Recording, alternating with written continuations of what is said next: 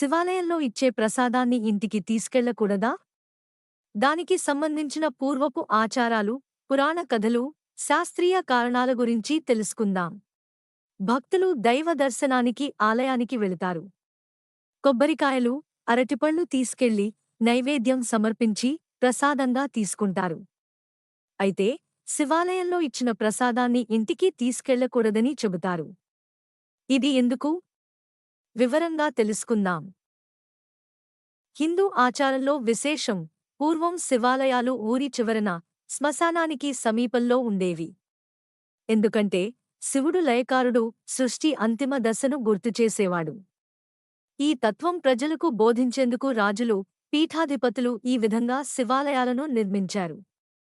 శివుడికి సమర్పించిన వస్తువులు తిరిగి తీసుకోకూడదనే ఆచారం అప్పట్లో ఆవిర్భవించింది. పురాణ కథలో ఏముంది? శివ పురాణంలో నందీశ్వరుడు శివుడి దగ్గర ఎప్పుడూ ఉంటూ ఆయన సేవలో నిమగ్నమై ఉంటాడు. ఓసారి శివుడు నందికి వరం ఇవ్వమని అడగగా, మీరు ఎప్పుడూ నా కళ్లముందు ఉండాలి అని కోరతాడు. అందుకే శివాలయాల్లో శివలింగం ఎదురుగా నందీశ్వరుడి విగ్రహం ఉంటుంది. శివుడి ప్రసాదాన్ని నందీశ్వరుడి ముందు వదిలి వెళ్లాలని భక్తులు నమ్ముతారు. శాస్త్రీయ కారణం. శాస్త్రవేత్తల ప్రకారం శివాలయాలు ఊరి చివరన ఉంటాయి. శ్మశాన వాటికల సమీపం కారణంగా ఆ గాలిలో సూక్ష్మ క్రిములు ఎక్కువగా ఉంటాయి. ప్రసాదం ఇంటికి తీసుకెళ్లేలోపే క్రిములు చేరే ప్రమాదం ఉంటుంది. అందువల్ల ప్రసాదాన్ని ఆలయంలోనే వదిలి వెళ్లడం ఆరోగ్యపరంగా కూడా మంచిదని చెబుతారు. ఏది పాటించాలి? మన పూర్వీకులు సంప్రదాయాలు సృష్టించినప్పుడు ఆరోగ్యం, దైవికత రెండింటినీ దృష్టిలో పెట్టుకున్నారు. వాటిని పాటించడం వల్ల అనేక ప్రయోజనాలు ఉన్నాయి.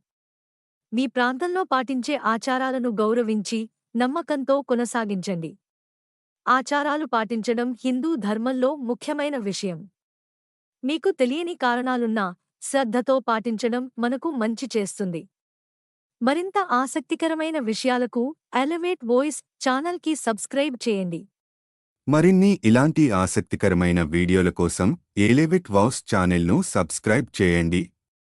బెల్ ఐకాన్ ప్రెస్ చేయడం మర్చిపోవద్దు. తద్వారా ప్రతి కొత్త వీడియో మీకు వెంటనే చేరుతుంది. మళ్ళీ కలుద్దాం మరో సూపర్ టాపిక్తో.